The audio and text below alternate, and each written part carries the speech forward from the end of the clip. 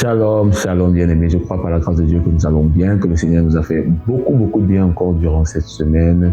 Je voudrais simplement t'annoncer que tu es béni dans les lieux célestes en Christ. Le bonheur et la grâce t'accompagnent tous les jours de ta vie. Le Seigneur est avec toi tous les jours, il marche devant toi et il a plané pleinement tes sentiers. Tu es béni en Jésus-Christ. Tu as été choisi, tu as été sélectionné en lui. Désormais, tu marches sur toute la puissance de l'ennemi et rien ne peut te nuire. Alors rendons gloire à Dieu le Père pour ses bienfaits, pour ses offerts, pour le don de Jésus. Rendons-lui gloire. Tendre Père, merci. Merci pour ta fidélité, merci pour ta main tendue, merci de ce que tu marches devant nous comme un feu dévorant pour aplanir nos sentiers. Nous te rendons la gloire et l'honneur. Merci pour la vie abondante donnée par Jésus le Christ. Merci de ce que, Seigneur, nous ne sommes pas seuls, nous ne sommes pas orphelins, nous avons un Père bienveillant qui nous garde et qui assure pleinement notre sécurité. Nous te rendons la gloire, Seigneur, pour ta vie, nous te rendons la gloire pour ta présence en nous, nous te rendons la gloire de ce que tu marches devant nous. Reçois l'honneur, reçois la louange, Père, qui t'est due. Au nom puissant de Jésus, le Christ, nous t'avons prié avec action de grâce. Amen, amen, amen. Bien-aimé, je suis heureux de te recevoir sur cette plateforme où je te parle de communion avec la personne du Saint-Esprit, la personne la plus importante de ma vie et de ta vie à toi aussi si tu as dit oui à Jésus. Pourquoi dire oui à Jésus? Simplement parce qu'il a donné sa vie à la croix pour que tu reçoives la vie éternelle. Bien-aimé, il y a une vie après cette vie. Il y a une vie après cette vie. Et Jésus veut te donner la vie éternelle, la vie en abondance. La Bible dit, dans Jean 10 au verset 10, il dit qu'il est le bon berger. Le bon berger donne sa vie pour ses brebis. Et il donne la vie en abondance. Du moins, au verset 10, il nous dit qu'il nous donne la vie en abondance. Il veut te donner la vie et la vie en abondance. Alors, ouvre-lui la porte de ton cœur afin qu'il vienne entrer et qu'il te donne cette vie qui commence ici et qui continue dans l'éternité. Alors bien-aimé, je te conseille, je te propose, je te demande de faire le choix de Jésus afin de recevoir la vie éternelle. Amen.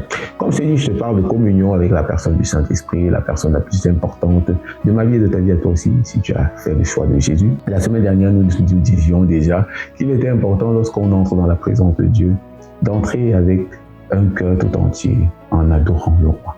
En adorant le roi. Et une fois qu'on est dans sa présence, il est important de proclamer régulièrement la parole de Dieu afin d'y demeurer. On s'était aussi dit par la suite que lorsque nous adorons Dieu, lorsque nous venons louer le Seigneur, il est important de suivre la direction de l'Esprit parce qu'il veut qu'on l'adore en esprit et en vérité. Il est important de suivre la direction de l'Esprit, l'instruction de l'Esprit. Parce que le Seigneur ne nous a pas demandé de l'adorer en chair, non, il nous a demandé de l'adorer en esprit et en vérité. Quelles que soient les circonstances, quelles soient les conditions, la réalité autour de moi, je m'attends à Dieu, je m'attends à son instruction, je marche sur sa direction, sur son instruction. Amen. Donc c'est ce qu'on se disait. Et nous voulons continuer dans la dynamique de communion, d'intimité avec la personne du Saint-Esprit. C'est pourquoi nous sommes là. C'est pour davantage nous encourager à demeurer dans sa présence, à rechercher sa face, à être dans la communion, dans l'intimité avec la personne du Saint-Esprit. C'est une personne qui veut en permanence être connecté à toi, il veut parler avec toi, il veut communiquer avec toi, il veut échanger avec toi et il s'attend à ce que véritablement toi tu sois conscient de lui. Que toi, tu sois conscient de lui. Puisqu'il est là, il s'attend à ce que tu sois conscient de lui. Parce qu'il serait bizarre d'être avec un ami, qu'on dit un ami intime, il est avec nous, mais on l'ignore carrément. Donc, c'est-à-dire, tu passes une journée, il est là, présent, il est avec toi, mais tu ignores en fait sa présence. Cette personne pourrait être très mal à l'aise. Et je crois que c'est ce qu'on fait régulièrement avec la personne du Saint-Esprit. Il est avec nous, il marche avec nous, mais nous sommes un peu comme en train de l'ignorer d'une certaine façon parce que nous le négligeons, nous ne lui parlons pas, nous ne sommes pas parfois même conscients qu'il est là. Et donc, par conséquent, il peut se sentir négligé, il peut se sentir ignoré. Donc moi, je voudrais t'encourager à être conscient de lui, de sa présence avec toi et de sa présence surtout en toi. Amen. Amen. Donc, comme je disais, pour cette semaine, nous voulons lire le texte de Luc 4, le verset 1. Luc 4, le verset 1 nous dit ceci. Luc 4, verset 1 nous dit « Jésus, rempli du Saint-Esprit, revint du Jourdain. Il fut conduit par l'Esprit dans le désert. » Il fut conduit par l'Esprit dans le désert. Ça, c'est la version seconde 21. Donc, Jésus, rempli du Saint-Esprit, fut conduit dans le désert. Jésus, rempli de l'Esprit, fut conduit dans le désert. La plupart du temps, on sait. Au verset 2, on va dire il fut tenté par le diable pendant 40 jours. Mais en fait, la vérité, c'est que lorsque l'Esprit l'a conduit dans le désert, ce n'était pas au préalable pour ça. C'était pour un temps de romance, où Jésus devait découvrir davantage qui était le Saint-Esprit. Parce qu'à la vérité, de lui-même, Jésus, pendant 30 ans, n'a pas fait grand-chose, ou du moins n'a rien fait, jusqu'à ce que l'Esprit vienne, le conduise et le revêt de sa puissance. C'est là où Jésus s'est mis à manifester tout ce qu'il a pu manifester sur la terre. Mais avant ça, il n'a rien fait. Pourquoi? Parce qu'il fallait que le Saint-Esprit vienne et se saisisse de lui. La Bible dit qu'il est rempli de l'Esprit après son baptême, il fut conduit dans le désert pour davantage découvrir, connaître la personne du Saint-Esprit. Bien aimé, tu ne peux pas vivre ta vie chrétienne si tu ne découvres pas, si tu ne rencontres pas profondément l'Esprit, la personne du Saint-Esprit. Jésus lui-même n'a pas dérogé à la règle, donc il est impossible que toi et moi nous dérogions à la règle. C'est pas possible.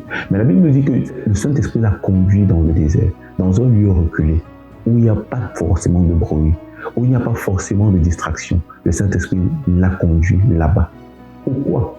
Osée 2, verset 16 nous dit en fait que je te conduirai dans le désert pour parler à ton cœur. Dieu a conduit son peuple dans l'ancienne alliance, du moins il devait conduire son peuple dans l'ancienne alliance, dans le désert, pour parler à son cœur. Donc lorsqu'il te conduit, c'est pour que un cœur à cœur soit fait, un temps de romance, d'intimité, de profondeur soit fait, afin que ton langage change. Là où tu l'appelais hier, peut-être même maître, tu puisses l'appeler époux, mon mari. C'est ce qu'il va dire à Osée.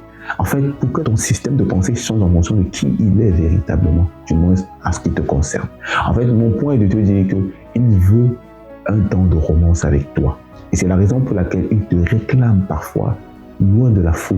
C'est la raison pour laquelle il te réclame parfois dans le lieu secret, parce qu'il veut parler à ton cœur. Alors, bien-aimé, arrête d'être englouti dans la distraction, par plein de choses que tu fais, par plein d'activités que tu fais, et choisis de mettre un temps spécial pendant ta semaine où tu vas le rencontrer, où tu vas le laisser te visiter, te toucher spécialement, spécifiquement. En fait, mon point est de te dire, pendant ta semaine, tu as une longue semaine. Le désert, là, peut être, tu mets une journée de côté dans le jeûne pour le rencontrer lui, pour l'apprécier lui, pour le laisser te toucher, te transformer, pour être dans l'admiration, la contemplation de qui il est véritablement. Il l'a fait avec Jésus, il veut le faire avec toi. Donc, bien aimé, accepte qu'il te tienne par la main, qu'il te conduise dans un lieu désert, dans un lieu de rencontre, dans un lieu d'intimité, dans une chambre haute, pour parler à ton cœur. Ça peut être une fois pendant la semaine, ça peut être 2 fois pendant la semaine, mais choisis de mettre du temps à part pour lui en cette semaine et pour les semaines à venir, pour cette année. Parce qu'en fait, pour cette année, on a dit, il faut te consacrer, il faut t'abandonner. Alors, choisis de mettre du temps à part, choisis de mettre une journée à part dans le jeûne où tu pourras véritablement le voir, le toucher, apprendre à mieux le connaître, avoir un temps de romance.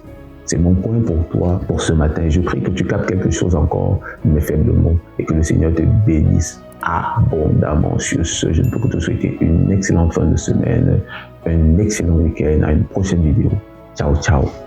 Bye, bye.